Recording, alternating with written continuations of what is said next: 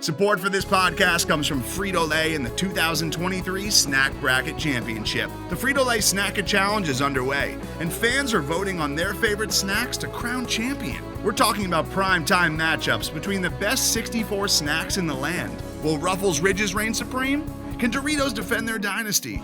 Or will Smart Food use their smarts for a surprise upset? Only you can decide.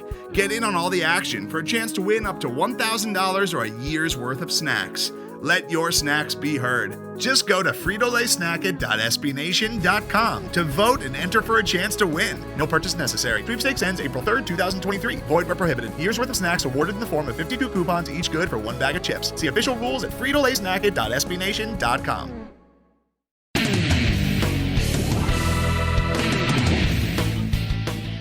Welcome to the Black and Gold Banneret Podcast, coming at you on a Thursday here. Jeff Sharon, Brian Murphy, Eric Lopez with you as we roll on through we're getting ready. We're smelling the spring sports now, boys, aren't we? Tennis is about to get going. Eric, I know you're excited. Yeah, hey, listen, I'm excited now. I got this from a friend of mine. I want to know if you guys hear this. Do you hear this? I hear something. Hear that? I'm afraid to ask. So a fan of the show, his name is Alex. He just lost his job this week, unfortunately. I feel bad for him. But he told me that one way that we can communicate better is if I hit this trash can. If I hit this trash can, for example, means that I would like to take Jeff's question first, Murph. But if I don't hit the trash can, if I clap, that might mean that you get to get the question. What do you think? No? I've heard similar things from a friend of mine named Carlos who lost his job today. Now I heard he resigned. No, he lost his job. Okay, I see. All right. We are the Black and Gold Banneret Podcast. We are UCF's home on the SB Nation Network. Make sure you follow us at UCF_Banneret on Twitter, Facebook.com/Black and Gold Banneret, and of course get news, analysis, and all kinds of stuff on all UCF sports at blackandgoldbanneret.com. We're going to talk some men's hoops. We're finally in the win column in conference. And we're going to talk a little bit of football, finishing in the top 25 and how much that matters. I think it does. Eric doesn't. Murph is always is agnostic on the whole thing. And we'll talk a little soccer actually with the MLS and NWSL drafts taking place and some UCF players moving up to the next level. But first, we'll talk about men's hoops. And by the way, we're going to preview the women's game against UConn, which is scheduled for Thursday night at the end of this segment. But let's first get to what has happened. UCF has got themselves a win in conference, boys. After the 0-4 start, they went up to Tulane, a pretty good Tulane team, by the way. Knocked off Cincinnati earlier this year, and I don't know what's clicked, Murph, but something clicked because they went up 35-17 at the half, and just stiff-armed Tulane the rest of the way. 74-55 was the final.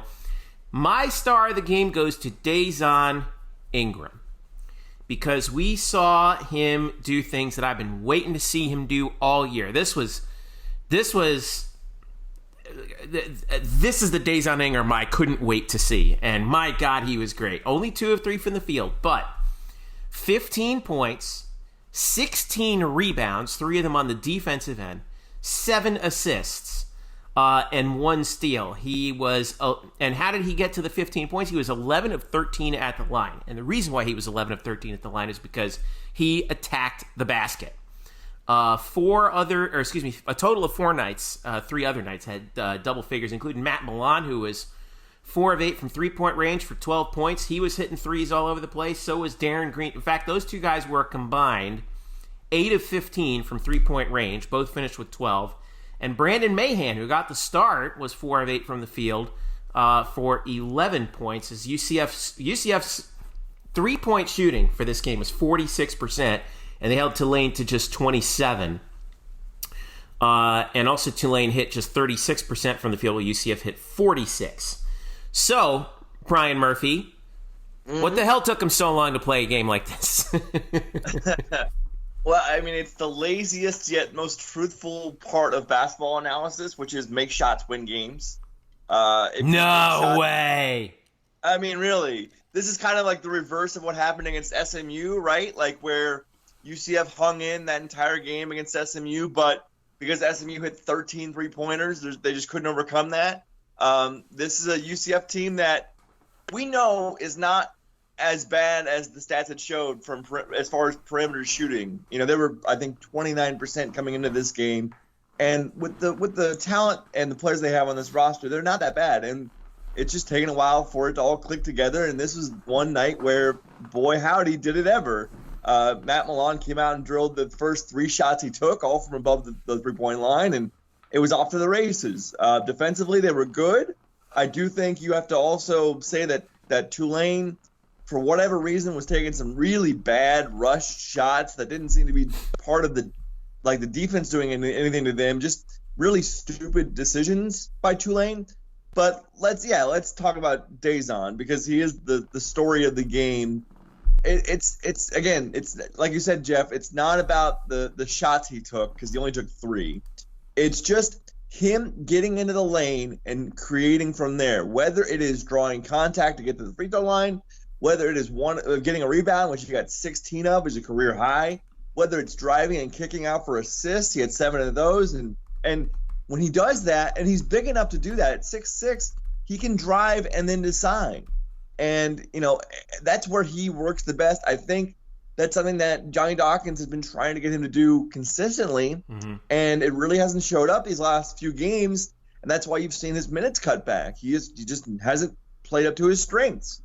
In this game, he did so, and you see what it led to UCF. I mean, certainly they're not going to shoot nearly 50% when taking 25 threes every game, but when you surround shooters around Colin Smith, who can pass out of the post as well, and then have Dazon creating by slashing into the lane, and kind of the same goes for Cesar DeJesus as well.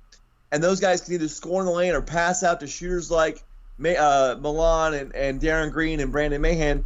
This offense works pretty well, and that's what you saw this game. I wonder how defenses will change it up. UCF really had no problems with Tulane's zone multiples in this game. I wonder if that means more man-to-man stuff going forward. But for this game, it was basically how you drew it up. It's almost like with Dazon going to the basket, it's like running the ball in football, right? It's like you might not get the results, you might not dominate running the ball, but you at least need to present the threat of it, right? And I also want to point out one thing here that I didn't mention it in my article, which is on the site now about the game, but I thought was one of the smartest plays maybe of the season, is the last few seconds of the first half, UCF is already up by double digits. They're already up by, I think, 16 or 17. And they had the last possession of the half, and it was a missed 3 from Darren Green. Dazon Ingram, with the seconds counting down, 3, 2, 1, jumps in midair, and in midair grabs the ball and then flings it toward the basket in the hopes that maybe he gets fouled, and they call it in the act of shooting, and sure enough, he does get fouled. That's what happened, right? He did. He does get fouled. He goes to the line. He gets another point for UCF. And I know it's only 1 point in a game in which they led by double digits for 30 minutes, but still, that awareness, I mean, that is high level stuff to know that, look, if I can just get this board and get it off, toward the basket. It doesn't even need to look like a shot, which, by the way, it didn't even look like a shot because it went behind the backboard. But the act of shooting, maybe I draw something. And sure enough, he drew it and got an extra point. I thought it was brilliant. The act of shooting doesn't necessarily mean that the ball has to hit the basket. But, Eric, you saw the game. Is this, I don't know, based on what you're seeing, did you think that they turned a corner here in this game? I think it's possible. I think we would agree this is the type of game, the performance that I think Coach Dawkins and the coaching staff envisioned when they had this team together, in particular with Dazon and Matt coming over, right? And I mean, Matt Milan is a 40% plus three-point shooter in his career. William and Mary. I mean, and I know, Murph, you got to talk to Matt last week in media availability and talked about how he's admitted that there was a little maybe pressure coming back home to Orlando and things. And, when he hits the three-point shots, it's contagious. You got a sense in that game that everybody felt better about themselves. And I think even on the post-game show on the radio, they even admitted to that, like, hey, everybody was feeling good about themselves. Because it's the game can be so psychological sometimes. Seeing the basket go through the hoop a couple of times just makes you feel better mentally and, about your overall game. Whereas if it's not going in, like it hasn't, you tend to press and you tend to struggle. And I think this is more in what the staff envisioned. And I think hopefully it calms certain people, minority of fans. I just want to preference that. People that are flipping out after a loss and wondering what's going on and where the state of the program when it's basketball. It's just a game. As Murph said it, and it's a very simple and not hot take type of a statement, but it is true. I mean, the difference between the SMU and UCF game, SMU hit the shots, and UCF didn't hit some shots. Cincinnati, UCF couldn't hit a shot. They went 1 for 9 from 3. In this game, they did. I think they could carry over for sure, Murph, but I think it starts with Milan. I think Milan is a huge wild card moving forward because you see a difference with this team offensively when he's going. Yeah, and offensively, for most of the season, he has been, mostly absent, and he understands that, and he did say that, he wanted this to go really well, meaning that he wanted to come back and show out for his family and his first hometown, really. And I think wanting this to go so perfectly has caused him to stress. And then when the first few games didn't go very well, when he was, I think, 2 of 15 or 2 of 20 shooting, it just piled on. And I think he mentally weared on himself. And I think that's what you saw out of him. And now these last few games, he has shown that the type of player that UCF thought they were getting. And for him, he has admitted that if he can get his first shot down, really just the first one down, it changes everything for him. Because mentally, like you said, Eric, seeing the ball go through, it does. It gives you a confidence boost right off the start. And, I mean, it was literally 25 seconds in here where UCF steals the tip, they feed out to Milan, he hits a 3 near the corner, and they're off and running, and they're led by him. So I think, he's back to being what they thought they were getting, but more importantly, he's another scorer now, another legitimate scorer for this team, which is something they desperately need. Opens the court, too. Opens the court. Yeah. Because you have to defend him on the perimeter, and that creates more space for everybody. I thought Brandon Mahan had another solid game, back-to-back games. I thought he was maybe the best player in the UCF court against Cincinnati, and he was solid again against Tulane. So it just creates more opportunities for everybody else, and that's why I think it's pivotal. And again, I think Darren Green shot the ball well. Look. And they know. I mean, we were there, Murph, after the Cincinnati game. You could sense the frustration there. But, again, give credit to Coach Dawkins and his leadership. And I thought it was one of the most fascinating and best press conferences that I've ever seen. I mean, I've been covering UCF basketball for over a decade in pressers. And I thought Dawkins was so fascinating in explaining how close they really are. And fans don't get that. They just they like to type on the computer and say, "Hey man, you stink. Hey, what's going on?" But really, they're not that far. If a possession here or a bad possession there, it changes the drastics of the game. And I thought Coach Dawkins was fascinating, and I think his poise. And he wasn't a coach that was just flipping out like other coaches tend to do in sports. He was just, look, we're frustrated, absolutely, but we know we're just going to get better on this. There's certain things we got to get better at, but it's going to be fine. And I think that helps the players too. Yeah, go ahead, Murph. I'm sorry. No, you go ahead, Jeff. You're good. Well, I was going to say, it's that confidence builder is kind of what they need. Now we're hitting an interesting part of the schedule where after that murderer's row to start, in the first 4. By the way, coming off that Oklahoma game too, that was no walk in the park. Now you come back home on Saturday, you got South Florida, and this is a wounded South Florida team. Okay, they lost Alexis Yetna, and if you look in the and if you look in the standings, guys, these are the bottom 2 teams in the American by wins. USF's 1-3, UCF's 1-4, and the Bulls are 8-9. And I know you're gonna poo-poo that, Eric, and believe me, I agree with you on that, but I do think both these teams are better than what that record indicates, and it's super early in the conference season. However, UCF, at least right now, has their full complement of guys, where USF is still trying to figure out what they are without their best player. So what are we going to look for? And Eric, I'll start with you. What are we going to look for in this game on a Saturday against your in-state rival? in a normal year, I would tend to agree. Yes, we have, that they're more shorthanded.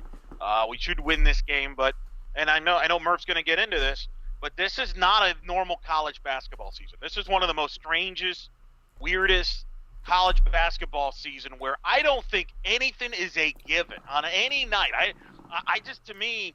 You look at Wednesday night and what transpired. You have a Temple team that everybody now, the UCF was 5 minutes away from beating. Everybody's like, well, how can they lose to Temple? They're not very good. They got blown out by Tulsa, and they lose it. Well, they go in and beat Wichita State at home. Meanwhile, Tulsa, who got destroyed by Cincinnati, they're on top of the league. They beat Houston. I think everybody can beat everybody this year. It's one of those years. So I don't think we can just go into any game, regardless, whether it be this game or any game, and say, well, we have the advantage here or there. I have no idea. And I'm going to give South Florida credit for this. Even with the injuries and the adversity they've dealt, they outplayed Memphis on Sunday, who is arguably on paper the most talented team in the league, and led most of the way and let it slip away. They lost by only 4. They did blow out UConn at home in that game. Now, they lost to East Carolina. I get that, but East Carolina maybe has one of the best players in the league that nobody knows about. He's a one-man show. My point is they're well coached. This is a rivalry game. I expect it to be a very intense game. And these two programs play close games, usually anyway. So Murph, right. To me, I don't know what to expect anymore because I don't know what to expect on a nightly basis in this sport this year, let alone why should I expect to know what's going to happen this Saturday? Absolutely. Absolutely true in every aspect, especially if you watch basketball outside of the AAC.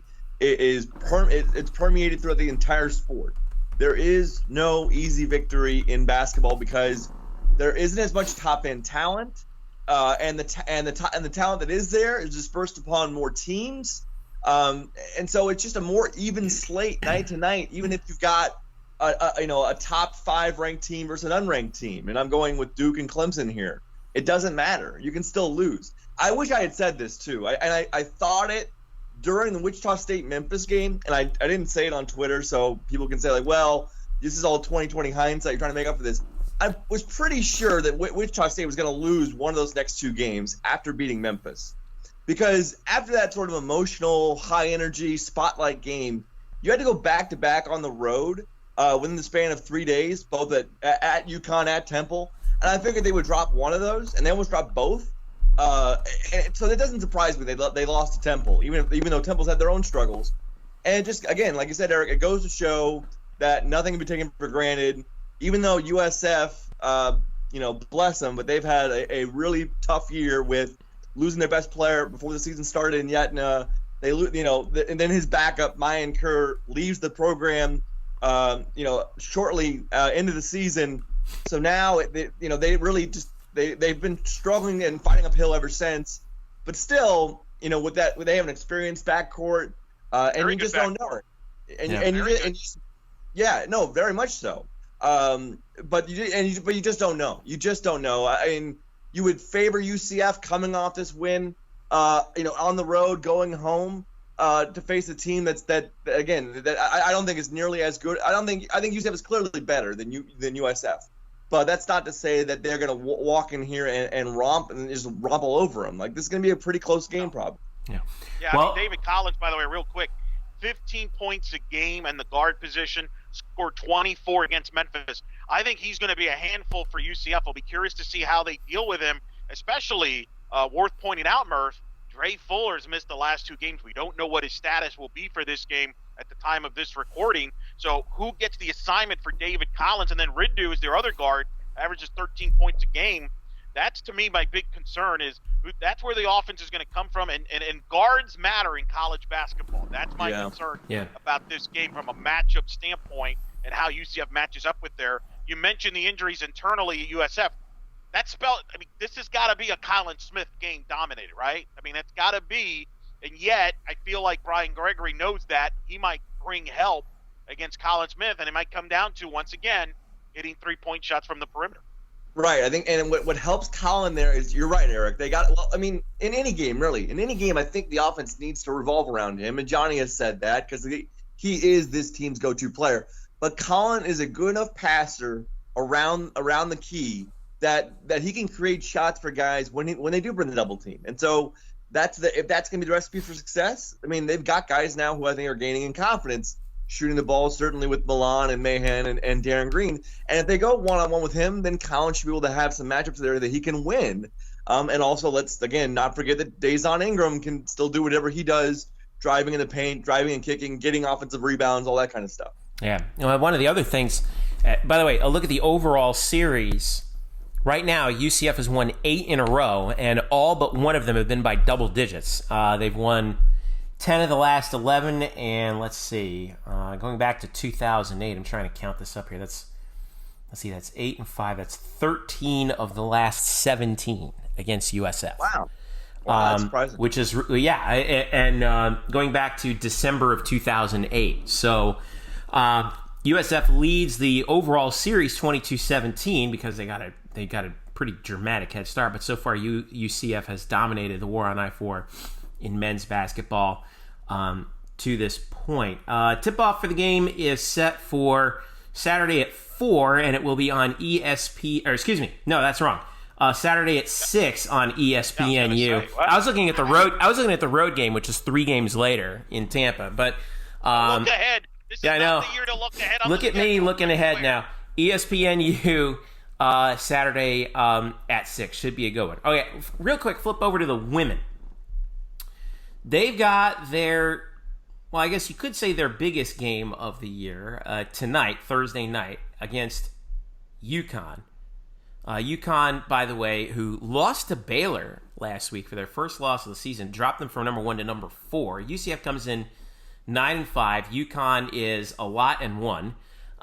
This game will be televised on SNY and ESPN3 at 6. This is all we needed was a ticked-off UConn team coming into Orlando, and obviously UConn has never lost a conference game since the American was formed out of the ashes of the Big East. They're 14-1, 5-0 overall in the conference. By the way, there are 3 undefeated teams in the American and women's basketball in conference play: UConn, Tulane, and USF.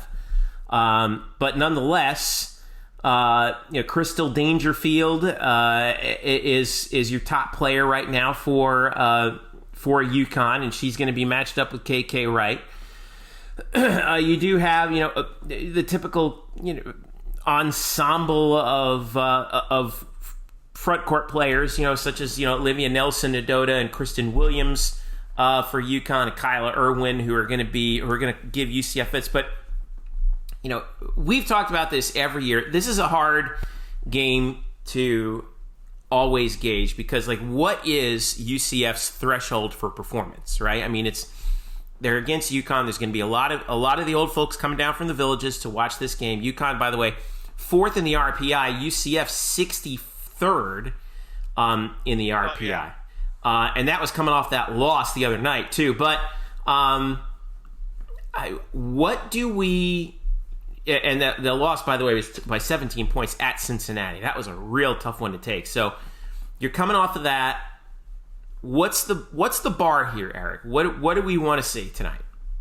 This is a strange game to handicap. In fact, that's a hint to see if one of you guys can figure out if there's a point spread for this game or not. I don't know if there is in women's basketball. So that's my little tease to see if you guys figure this out, because I actually think UCF for the first time. This game is significant in a lot of ways. It's the last time UConn is scheduled to be here in Orlando. More than likely will be the last time they play here. It's coming off a game last year where they were the top 2 teams in the league. We all remember what happened in the championship game where UConn won, but Gino was agitated because UCF was trapping late in the game, and it was just very bizarre. This is a UConn team, and I said this about a month ago. This is not a strong, the best UConn team we've had in a while. This is a young UConn team. And Gino Auriemma, forget me, Gino Auriemma has been very critical of this team. He has called this team immature. He has called this team not dummies. He's called them not smart. He pretty much said, we got no shot this year. No shot. He doesn't think they have the marquee player to win this year. And that was after the Baylor loss. Mind you, that was their first loss of the year. They were ranked number 1. He called the voters idiots that voted them number 1. I'll tell you this. One of the reasons me and Murph are going, we're gonna miss Gino's pressers personally. But even the Memphis, this is a weird part of the schedule.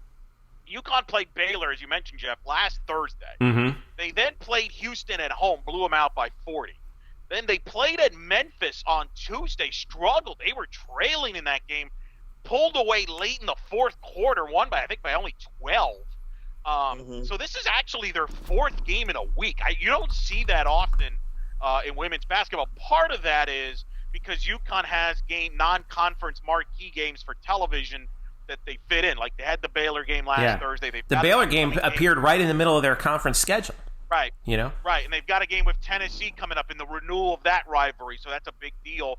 So they're trying to squish in a bunch of games here. Maybe the conference, maybe this is their little parting shot to UConn for leaving the league, because I do wonder about them coming in here playing their 4th game in a week. And I think UCF will use the blueprint that they've used and they saw Memphis do, which is you want to slow the game down, make it a half-court game. UConn has struggled this year half-court-wise. I don't think they know who they are yet as an offensive team, and watching them and just listening to the writers up there. I mean, you would think that's a crisis. By the way, there's nothing much more hilarious than UConn women's basketball media. Because the sky's falling. I mean, they lose one game and all of a sudden it's a crisis. That's their first loss at home in 98 games, and it's the program. What is wrong with the program? The program's in disarray. Yeah, I don't know. That sounds familiar. That sounds familiar around here. What kind of fan base would do that? But I think that UCF has a shot in this game, believe it or not. And I'm not just saying that because I'm a UCF guy. Because I've been pretty. If anything, I've been accused of being blatantly honest at times on the show. But I do think they got a shot because UCF has multiple options offensively with KK, Brittany Smith. The biggest key when you play UConn, protect the basketball. No one is better in this sport, in women's basketball, than UConn in turning you over and getting easy baskets. And as you saw, Jeff, last year, when these teams met, what they did was they put a lot of pressure on KK Wright. They put multiple players on him and try to speed up the game and force turnovers. And UCF struggled with that. And we saw in the Cincinnati game, and you brought it up. You were at the East Carolina game. They even showed that there. Turnovers for UCF. They cannot turn the ball over like they've had the last couple games. They had 20 turnovers in the Cincinnati loss, which turned into 25 Cincinnati points. I think they had, nearly almost 30 in the East Carolina game. If you do that against UConn, you're going to get run off the court.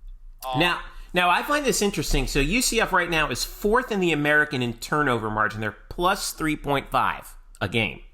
Okay? UConn is 6th. They're the last team that's plus in that area. They're plus 1.13. So if UCF, like you're saying, can take care of the ball, slow the game down, and just get UConn frustrated, then what Gino was saying about his team, you think probably could come to fruition. They'll get frustrated, they'll start taking stupid shots, and then all of a sudden it's a 1 or 2 possession game in the 4th quarter, and they start looking around thinking, what is going on here? And I think that you got also happened in the Memphis game. That's what happened in the Memphis game. And Memphis, by the way, is in the very bottom of the league. They haven't won a conference game yet, and they're hovering around 500. So, what do you think, Murph? Do you think UConn can be had in this game? I mean, yeah, because any team can be had. I mean, I guess so, but I'm not. You guys are getting my hopes up here, I mean, we're not asking to bet on this, Murph. Don't worry, we're not. I mean, I can't find the line, by the way. Anyway, I can't find it either. I really did look for it. I know I did. I mean, I'm not saying that UCF has a chance to win this game, but like you say, if they take care of the ball, they slow the tempo down. I think also how involved? Because we know about KK, but how involved does Brittany Smith need to be again in this type of game where that front court is so imposing, but that UCF does need that sort of inside-outside game offensively to keep up with so many of the talented players on UConn's front that they're going to need to score somewhere other than KK. Yeah, and Brittany's been on a roll, 6 straight games in double figures, and getting a lot of rebounds as well. they're going to really need her to show up and just at least offensively contribute something to where UCF can get past 50, because if you turn it over, that UConn defense is going to stifle you. Well, I'd say not just Brittany, but also Masini Kaba as well, because that front court has to have a They dominant game. Yeah, and they got to be good up defensively inside. You look at the Cincinnati game. I watched that game. The young lady, Thomas, for Cincinnati, just had their way. 12 of 13 from the floor, 32 points and 8 rebounds. And one of the problems UCF's had this year defensively, because their numbers are down. This is not your typical Abe defensive team. They're giving up more three-pointers than normal. In the previous 3 seasons under Coach Abe, UCF's given up an average around 5 threes a game. Teams are shooting in low 30s in the 3. This year, teams are averaging 8 threes, mid to high 30s in the 3-point line. Well, why is that? Well, part of it is because they're getting better looks because teams are attacking them inside. And I think, they haven't been at times as dominant inside defensively. And when you have to have help inside, now all of a sudden there's holes outside. In fact, Cincinnati was 7 of 12 from the 3-point line in Sunday's win. So, you're right. I think how does Kaba and Brittany do well offensively, but also defensively, getting defensive rebounds, being a good presence inside. Don't give up easy baskets, because, if you give up easy baskets inside, now that opens up the 3-point shot, and UConn is not shy to shoot the 3. This is not as big of a UConn team as they've had in the past. They tend to kind of, depend more on the perimeter game with Dangerfield and others. So I think it's an interesting game, actually. I know it's crazy. I think the biggest storyline is, will UConn drop a game in the league? I think they could this year. They never have in their entire history in the American. I don't know how many games they've won, but they've never lost. I think it could happen, but I don't know who. And if they win this game, this would be 125 in a row, I think. Wow. In the A's. That's amazing. I mean, when you really think about that. I think they could lose. What I don't know is if it's going to be necessarily a UCF game. It might be a team they don't respect. Like you mentioned, Memphis. They probably didn't respect Memphis in that game. My concern is, because they struggled against Memphis, they probably have their antennas up. They're probably going to be ready to roll. And I think we're going to know, guys. We're going to know in the first 4 or 5 minutes of this game. Yeah. If UConn jumps out to a 16-2 lead, I mean, forget about it. But, if you can keep them, if it's like 10-8 after the first, buckle your seatbelts, because it might be an interesting night. I found the line, by the way. It's 16.5, and that's according to 5 Dimes. So, I bet you. I mean, I'm not going to ask you to look. There's probably no historical. I bet you that's one of the lowest compared to past years. I bet you in the past they've probably been in the 20s. 125 is the over/under, by the way. I like the under there a little. Yeah, I like the under too. A little. I'm tempted to take the under. Murph, write this down. We got something to follow here. We could have a bad beat situation. 16.5 is a pretty testing number. I mean, they're begging you to take UConn there. I'm going to stay away. I'm with Murph. I'm going to stay away from this because I'm not going to pretend I know what I would feel better about UCF chances if the Memphis game wasn't as close as it was. Mm-hmm. I just have a feeling that Gino, the last 24 to 48 hours after that game, I think those players heard about it, and I think they're going to be focused. So the girl art, we got to be ready. We got to be ready from the tip, because if not, you can run yourself out of this building. Hopefully, it's a game like a couple years ago that we all were at, where it was a 55-37 competitive game. UCF kept it competitive. That's the type of game UCF has to play in. They cannot get into a game in the 60s or 70s against UConn. They'll be in big trouble. Well, doing some math on this line, they're thinking it's probably going to be around 70 to 54, somewhere around there. Is that so? Go ahead, Murph. I'm sorry. And I would say like 6. And Eric, you brought up that game from a couple years ago that we all watched, and coming out of that game 2 years ago in which UCF scored 37 points, there was reason to be optimistic because of how well they played defensively against UConn. However, to the point of the line, that was an 18-point victory for UConn in one of the worst games they played all year. Yeah. Much better UConn team. But you're right. Then now, yeah. I would stay away from that number because, again, I think they're going to be focused after the Memphis game. Plus, who knows, after what happened last year in that championship game, Gino getting all agitated because UCF was pressing at the end of the game, which was silly, but does he use that as a motivating tool to his players? I don't know. I mean, it's all, we'll find out once they get on the court, but, hopefully it'll be a fun game. Hopefully it's a good game for UCF. Again, I think they can play well. If If you pull this upset somehow, that's a huge trump card as far as the NCAA tournament is concerned. You're not kidding. Oh, you're not kidding. And if you can, it'll be the story of the sport for sure. If not, if you can keep it close, I think that's good positive momentum because they got another big game. Oh, by the way, Sunday at South Florida, which is equally as big, if not bigger, because we talked about this stretch being a rough stretch, guys. They can't afford to go 0-3. They go 0-3. They've dug themselves a bit of a hole here early in the league. You'd like to at least, if you lose your UConn game, to split and take that USF game, and then 1-2, and then you think you'll be fine. This is an important next couple days, and we'll learn a lot about this team moving forward. Yeah, I don't mean to bypass the entire USF game because, after all, USF, like we said, they're having a very good year once again. They seem to be back. Just as big a game. Yeah. Just as big of a game. So tip off for UCF against UConn, 6 p.m. on Thursday. And if something wild happens, well, we'll keep you updated on it. Make sure you follow blackandgoldbanneret.com and UCF_banneret on Twitter. We're having an emergency podcast there. That would be emergency podcast worthy, I think. I don't know.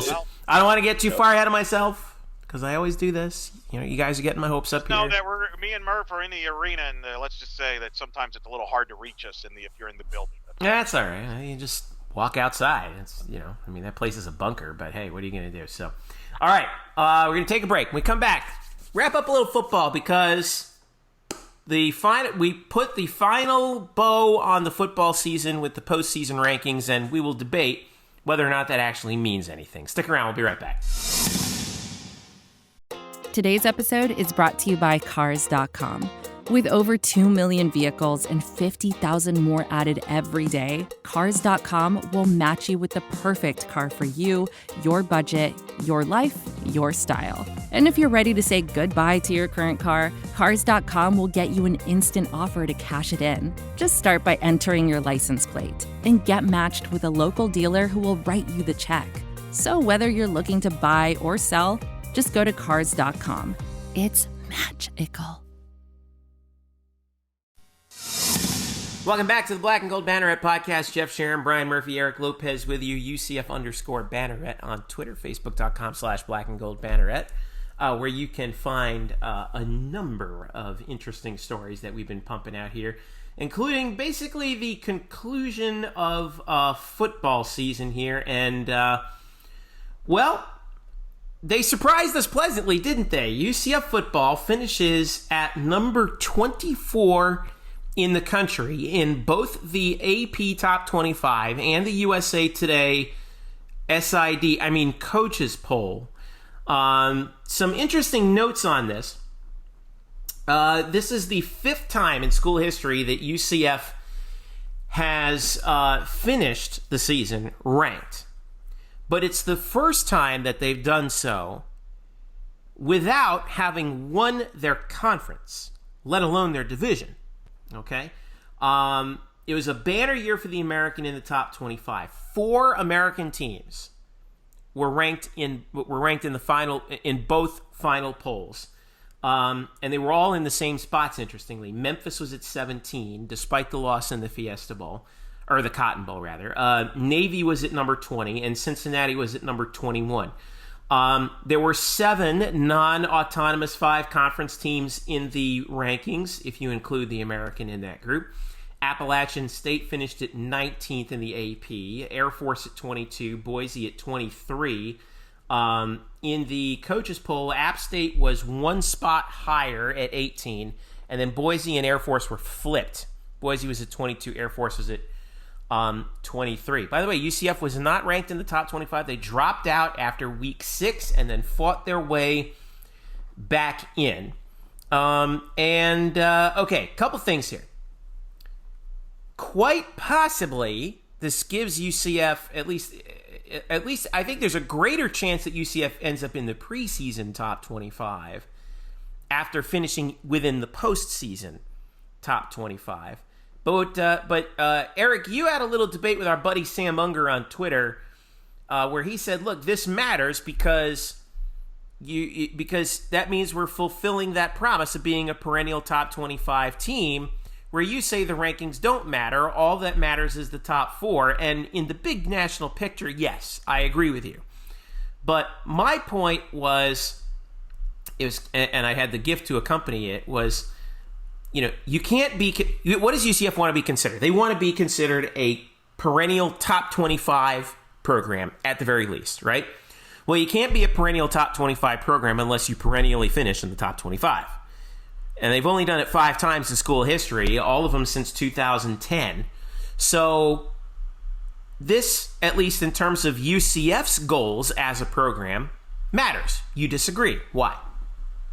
Because I don't think it has any impact on how good the program is or not based on the voting. Objectively, that's true, but it does matter in terms of national perception of UCF. No. So let me ask you this: do you remember who finished ranked 24th last year? I don't remember. No, nobody does. That's the point.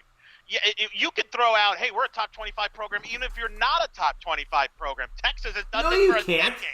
Okay, but that's Texas. Everybody does it. But that's Texas. That's big, huge Texas. That's not UCF. That's everybody. Boise State's the same thing. You realize Boise State wasn't ranked last year? Like, they weren't, but yet people think they're a top 25 program every year. They're not. But they have been. All right, but Boise State has been ranked in the top 25. I'm gonna pull it up here, but they've been. Looked it up. Let me make a couple points while you looked it up. First of all, if you read my story on blackgoldbanneret.com, you should not have been surprised that UCF finished in the top 25 because I broke it down and they were in good position to get in. Listen, we're acting like they beat out like these 11 and 12 win teams. They beat out Texas A&M, who's 8-5. So it's not like this was some like big hurdle they had to overcome. And look, I'm not saying it's not a cool thing to happen. I think people kind of take my words out of context. No one said that beating Marshall didn't help them get to the top 25, and that's all. Well, great. it certainly did. Yeah, we all agree on that. But my point is, it doesn't have a big impact either way on what this program is. And I've used multiple examples. You and I, Jeff, were at the Cure Bowl against Arkansas State, where they got beaten down by Arkansas State.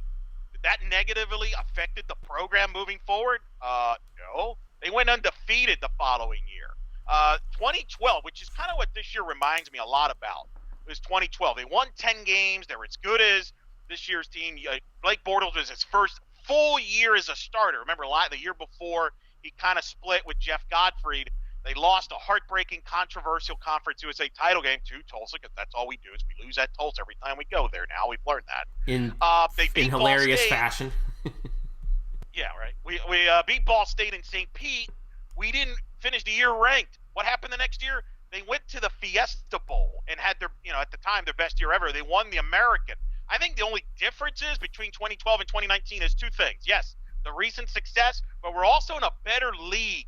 And and there are certain fans in this portions of the audience that likes to bash Mike Oresco in the league, and some of it is deserved. I'm not denying that. But let's also give credit where credit is due. The fact that the American, as you mentioned, had a great year, 4 teams in the top 25, because they have separated themselves. They have distanced themselves from every other Group of 5 league.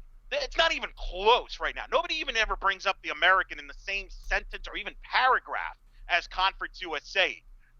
That also helps UCF in the brand there as well. So I think it's a combination of things. But does finishing ranked 24th mean that they're all of a sudden this great program? No, they've always been a great program. They have a good team. That wouldn't change if they were ranked 24th in this last poll or if they were unranked. What does matter is what happens opening night against North Carolina in a game that's going to be nationally televised, more than likely on Friday. And if you get yourself back to winning the American Conference, playing in New Year's Six bowl games with massive exposure, you're going to get the rewards are going to come with that. That's not going to, and those things don't get impacted by how you finish in a poll in the end of the year that are voted by SID's quote coaches or some schmuck writer in Ames, Iowa who's eating Doritos and wondering, hey, I think this team has got 10 wins. Let's not get carried away with what this means for the program. The program was going to be fine whether they were ranked or not. That was my only point. Okay, you're right, objectively about that. But I will say that when people see you ranked in that final top 25 year in and year out, nationally, that has a major impact on how you're perceived as a program. Not within our UCF bubble or even within our American bubble. I'm talking about outside of that, okay? And to give you a point, you talked about, you mentioned Boise State, and I did look it up. They finished in the top 25 in 13 of the last 18 seasons. Now, is that every year? No. But the reason why they're considered a perennial top 25 program is because they're pretty much perennially in the top 25. All right?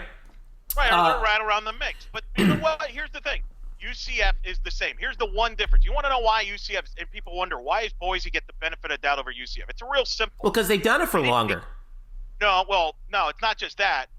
They never went winless. See, if you take away the winless year in 2015, I don't think we're having this conversation. People respected the O'Leary program in 2013, College Game Day. He talked about how good they were, things like that. Yeah, you'd be a big underdog against Baylor, but that's going to happen whether you're ranked or not. People are still going to disrespect UCF no matter what. There's always going to be a percentage of that audience. The only reason why I think people, and I don't know if it's insecurity or not, people don't think they're not a top 25 if they're out there is because of the winless season. But I think the majority of people that follow the sport already respected the UCF program and already respect what this team is in the current run that they're in, obviously from the last 2 years and moving forward. I don't think there's any question they're going to be the favorites to win the American next year, guys. I don't think people were lacking, I don't know if they're any good. I think everybody knows they're a top 25 team program right now. I don't think that this final poll proves that. Murph, can you settle this, please? What came first, the chicken or the egg? Well, the egg came first. The chicken evolved from a different animal, but the egg came first. It's a mammal. It's what happens. Okay. Are we talking about football or are we talking about evolution? We can let's pull it back to football here for a second. Yeah. Okay. Although I do appreciate the lesson. Let's settle this. Does it matter in some way that UCF finished ranked in the top 25? Not particularly. Okay, why not? It's a fine feather in your cap. It's a nice stat to say that they have finished. They hey, as UCF is certainly willing to brag about, they are the only team in the state of Florida that's finished in the top 25 the last 3 years. That's great. It doesn't have any impact on next season, or whether or not you win the conference championship or whatever. It's just a nice thing to have that doesn't really have any substance behind it. And I don't think it matters if they ranked 24th or 22nd or 27th. It's just sort of a stat. That's all it carries. It doesn't really matter for next year. Or, as Eric was saying, as far as UCF's reputation. UCF reputation has been set not by making the top 25, but by making it to the Peach Bowl, making it to the Fiesta Bowl, and winning back-to-back conference championships and doing that again and again and again. If you do that again and again and again, you will obviously be ranked in the top 25, but you have to win games. That's what matters. It's not what matters what you ranked. It's about winning championships and winning big bowl games. Man, and by the way, I can't budge you guys. I can't believe it. No, and look, here's the thing, right? You said about the preseason poll. It doesn't matter if they lose the North Carolina game.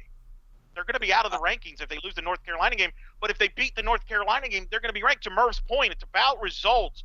And what this team has got to respect is winning football games. That's it. That's all people care about. People remember them beating Baylor in the Fiesta. They remember beating Auburn in the in the Peach Bowl. They don't remember them beating Marshall in the Gasparilla Bowl. I'm sorry, nobody does. Also, I want to say this because it's already getting out of hand. I know we're excited for the North Carolina matchup because of the sophomore quarterback matchup, and it's an ACC team. But man, I feel like if UCF drops that game, the fan base is going to light the season on fire already, and that's just way premature. That I agree with. This team has to win the conference championship, not the playoff, because again, we've said this for years now, the playoff is still out of the picture. It won't happen. You're right. It's about winning your conference. It's about winning your conference. And a credit to the league because of the success they have. Now, and let me just say this too. As great as the years the American had this year with 4 teams in the top 25, they have to do it again next year. You can't drop back to be in a one-ranked team league. You have to do it. You can't just celebrate over one great year. That's great. Let's do it next year and year after that and build from a league standpoint on that. But to Bear's point, really doesn't matter if you beat North Carolina if you lose the league, because you're in this, it's not going to matter. You're right. You got to win the league. But I think North Carolina where I disagree with Murph, I think North Carolina is a big game from the standpoint of the tone of the season moving forward. And because I think, North Carolina with Sam Howell, now I do agree. I think they're going to be an overrated team, North Carolina. Everybody's going to jump on the Mac Brown bandwagon. But I do think it's an important game to set the tone for the season. I might buy into that. But look, this team's going to be exciting next year. They're going to be good. And I just think, to me, whether they're ranked 23, 30, 32, doesn't matter. What matters is the field on the field. What I like is when I go go to the stadium and you see those conference championships from years. That's what matters. Those trophies and that's what banners are forever. One last, yes, that's true. And even if you get caught cheating, the flags still fly forever. It doesn't matter.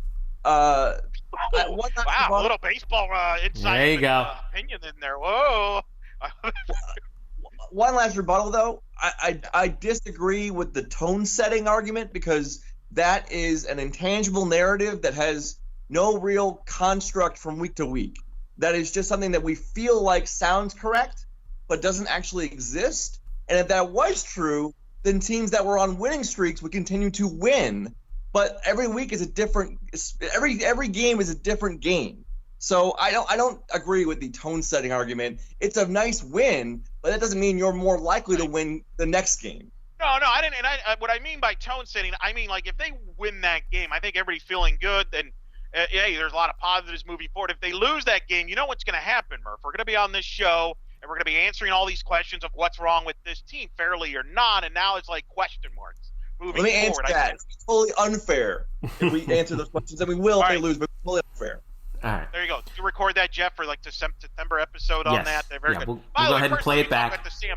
I'm looking forward to, and I don't know if you've already started looking at this, Murph. I'm already waiting to see what the flight prices are for the Houston UCF game in Houston, because I'm looking forward to seeing Derek King return. Like he.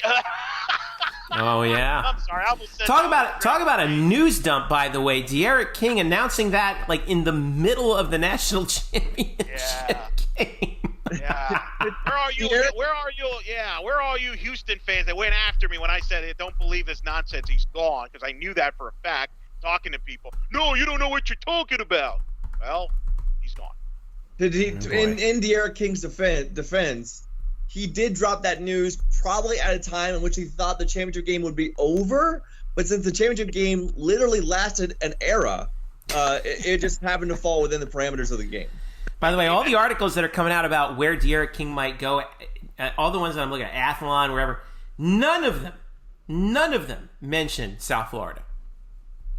They do mention a school in South Florida, though. Yeah, they do mention the Miami Hurricanes. Why would they? Why would he go to South Florida? Was he from Tampa? No, he's not. No. In fact, it's funny though, because when that whole thing came out, I was told from someone in Houston who was proven correct that he was leaving. I mean, I love how people question Mark Berman, who's one of the most respected journalists at TV people in Houston. He interviewed his dad, and somehow we questioned his dad. We said, yeah, he's transferred. He's gone. Manville, I was totally wrong. He's from Manville, Texas. I apologize. For some reason, I thought he was a Tampa kid. I don't know why. But anyway, go ahead. He verbally decommitted from TCU to go to Houston. When this whole thing went down in September, the belief internally was that he was going to leave to reunite with Kendall Briles at Florida State. That's what I was told. The problem is Kendall Briles ain't no longer at Florida State because Willie Taggart got fired, got shown the door. So I think the question with King will be, does he follow Kendall Briles, who's now at Arkansas? I don't know about that. Murph kind of mentioned it. There's been rumors about Miami, who they just hired a new OC who comes over from Lashley, I believe, was very up and coming, kind of similar offense to the Briles system. Yeah, Rhett Lashley. Things like that. Miami's been. And, of course, you can't mention a quarterback transfer without mentioning Oklahoma as a candidate, because they've mastered that with Lincoln Riley. So I would expect those places to be where King goes. But that's good news for UCF, because they don't have to deal with him. They got to deal with a train wreck that is Dana Holgorsen in Houston. And that's why, for all the complaining about Heupel and where's the program, You're not a dumpster fire like Houston. Let's be very fortunate that we're not Houston. Is it a dumpster fire really, or is Holgerson just cleaning out what he doesn't want? Put it to this way, as I was listening to our friends' podcast, if right now Tunes is their quarterback to go moving forward, the front runner who we saw, I don't think is anything great. Unless he picks up another quarterback, if he goes down, the starting quarterback for Houston would be Dana Holgerson's kid. It's not that great. Could be worse. I think there's a lot of questions about how good of a coach Dana Holgerson. It's not like he set West Virginia. It's not like they won anything of significance in the Big 12. I just wonder if that's going to be a big headache moving forward. We'll see. We'll see what happens. You're right. They got a lot of players. They threw a lot of money at him, which means they have a lot of faith in him. So I'm just saying, don't take for granted what you have, because sometimes sometimes it could be a lot worse at a lot of different places, and I think we lose fact of that because we lose a game once in a while. Oh my God! Let's just settle down. All right, let's take a break. When we come back, we got some soccer news to pass along, and we'll wrap this thing up. Stick around. This is the Black and Gold Banneret Podcast. We're back after this. Welcome back to the Black and Gold Banneret Podcast. Jeff Sharon, Eric Lopez, and Brian Murphy with you. Make sure you log on to blackandgoldbanneret.com for all the latest, including following the action Thursday night as UCF women's basketball takes on UConn. We had some other news from the women's sports on this Thursday. Kanya Plummer, the former UCF defender who also played in the Women's World Cup for her native Jamaica, is going to the NWSL. She was the first selection in the second round of the NWSL draft, taken by the Orlando Pride. So she is staying home. Kanya, real happy for Kanya, has developed into an amazing defender, and it's going to be really great to see her with the Pride this at least for the foreseeable future. We're actually following the NWSL draft right now. It's wrapping up as we speak. There's about five. It's not a super draft like the MLS. It's not a super draft. It's still a big draft. That's unfortunate. It's not a super draft, but it's just a regular plain old garden variety vanilla draft. But they have about 5 picks left. None of them belong to Orlando. But if we see another UCF player get their name chosen, we will pass that word along via our Twitter account, UCF_Banneret. Pretty good year for UCF soccer players getting drafted, huh, Elo? It really is. Obviously, last week with Cal Jennings going in the first round to FC Dallas, Jonathan Dean, ironically, going in the second round to Orlando City. In fact, I was on a podcast, OC Lions blog, great blog where they break down Orlando City, and talked about. It was a privilege to talk about Jonathan Dean there, but defensive players getting drafted very high, and pretty cool to have a couple players will be staying locally. And then with Plummer, they just signed. I think they had Carrie Lawrence the other day to a deal. Carrie Lawrence got signed. That's right. Mm-hmm. So she has a chance to make the team. Obviously, we have our friend Bridget Callahan, a friend of the show, has been on. She's on the Pride team. So I think it was great. I actually enjoyed their coverage. They had the draft was on Facebook. I watched it. I thought it was well produced and it was doing well. So I enjoyed it. I'm very happy for both programs that develop talent and both professional leagues. The women haven't had the luxury like the men have as far as a consistent professional league here in the States, and they're trying to build that up. Hopefully it works out for them. But, Plummer was super athletic. Having watched her in person, she could catch anybody on the field. She covered all bases. And I think if she would have been healthy in the conference tournament, I think she could have made a difference. And maybe UCF could have beaten South Florida and played in the championship game. Maybe, who knows, maybe win the automatic bid. But nonetheless, what a great run she had, and obviously playing in Jamaica. And the good news about the WNSL draft, too, Jeffrey, we don't have to no longer deal with South Florida's greatest player of all time. She got drafted super high in the first round, so I think we're very relieved that she's moved on. Yeah, that was Evelyn Veens. Yeah.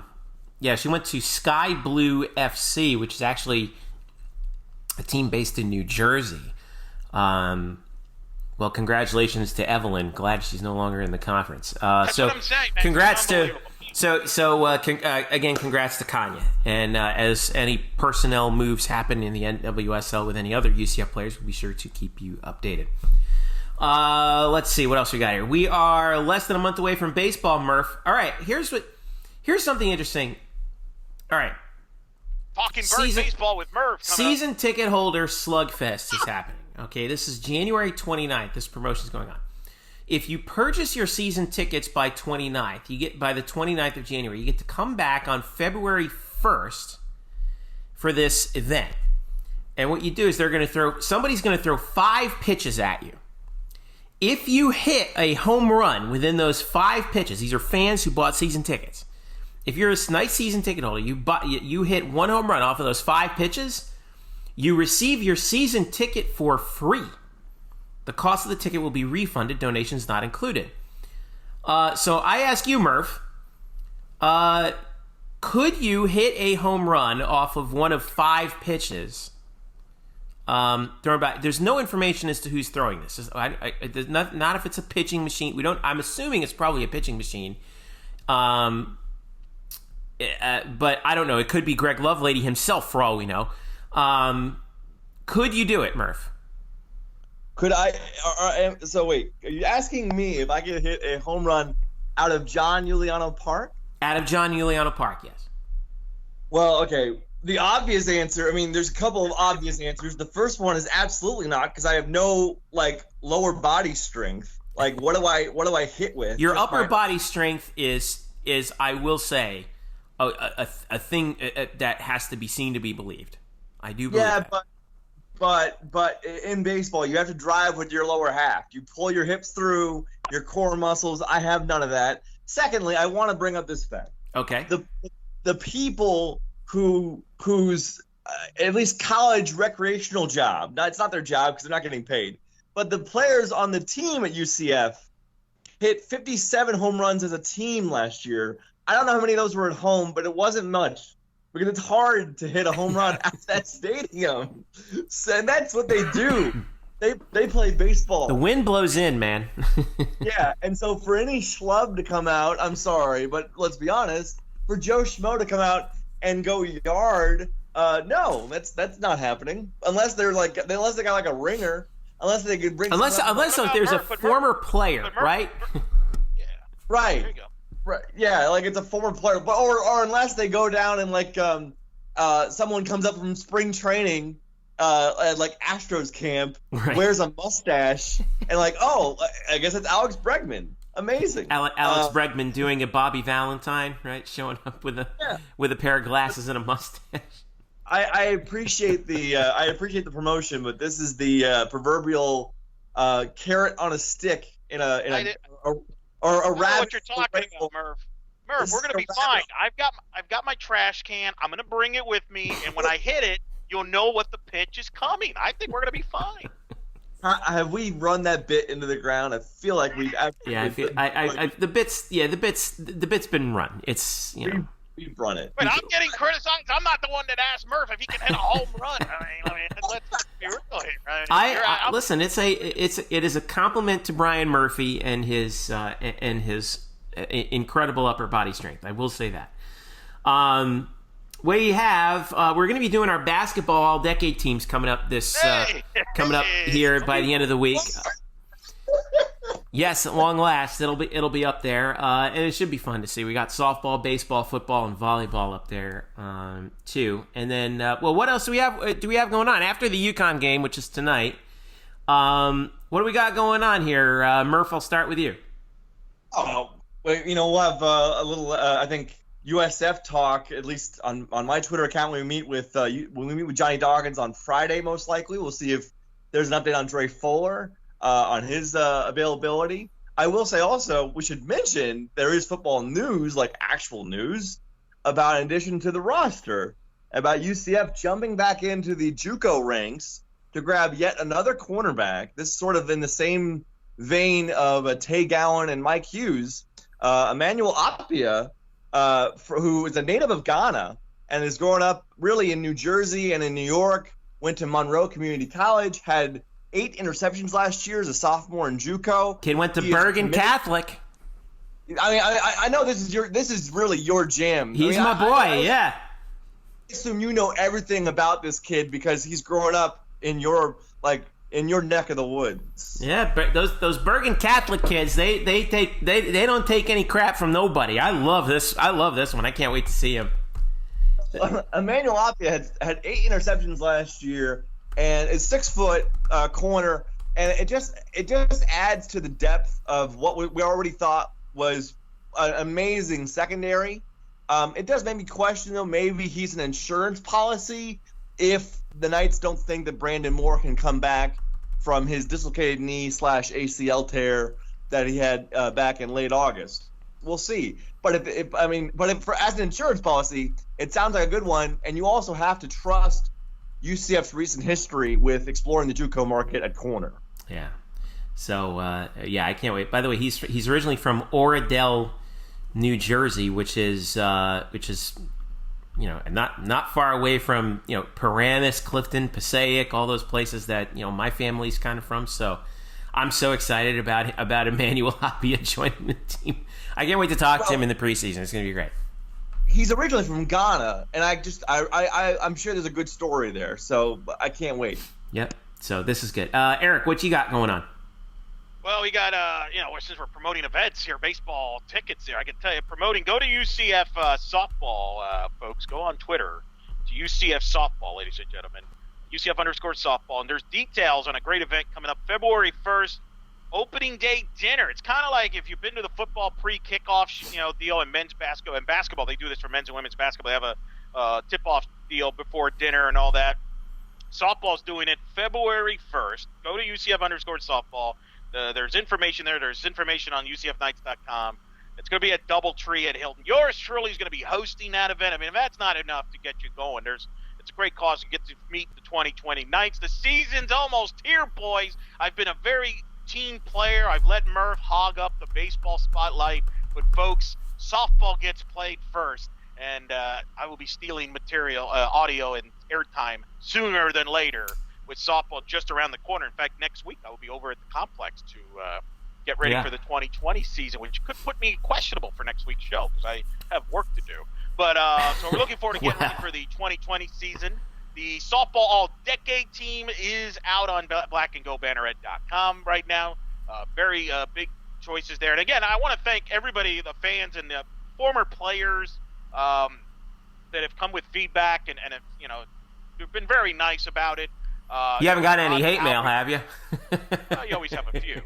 But that's okay. I love the passion about it, man. That's the whole point of this, man. It's create conversation because I think we lose the fact, and the thing one of my takeaways from doing this with football, where we're going to have men's basketball out, baseball we've done already, volleyball we've done, and all that. We're going to have more sports to do is, this is big. This means a lot to a lot of these players because they don't, in some of these sports, they don't get the recognition. I had a Robbie Howell reach out to me and wanted me to thank Murph because Murph went out of his way to cover him and cover the team and contribute to him being on the all decade team. And so things like that means a lot, for players and things. And the fact that some players maybe feel like they should have been on, that's awesome too. Yeah. So we'll have more content on that.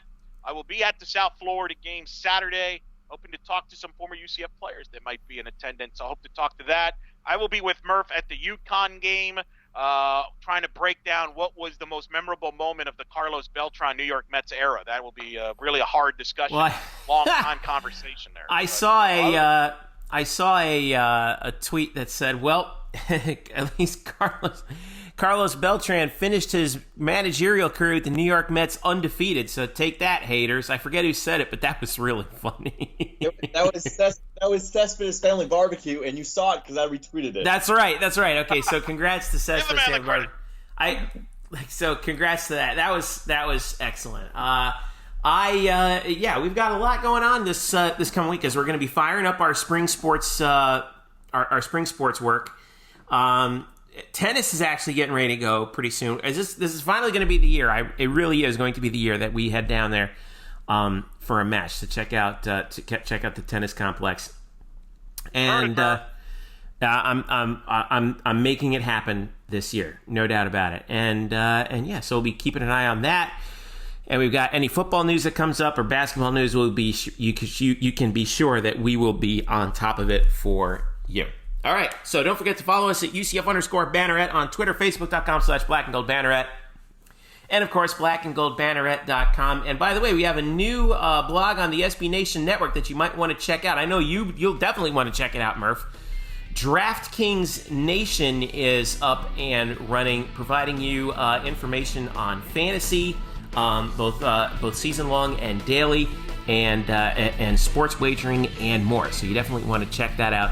DraftKings Nation. You calling Murph a degenerate? I mean, DKNation.DraftKings.com. DKNation.DraftKings.com is the URL of the site. Be sure to check it out. We are at blackandgoldbanneret.com. You can find Murph at spokes_Murphy, find Eric at Eric Lopez Elo, and find me at Jeff_Sharon. All right, boys, thanks again. I'll talk to you soon. Enjoy the game tonight.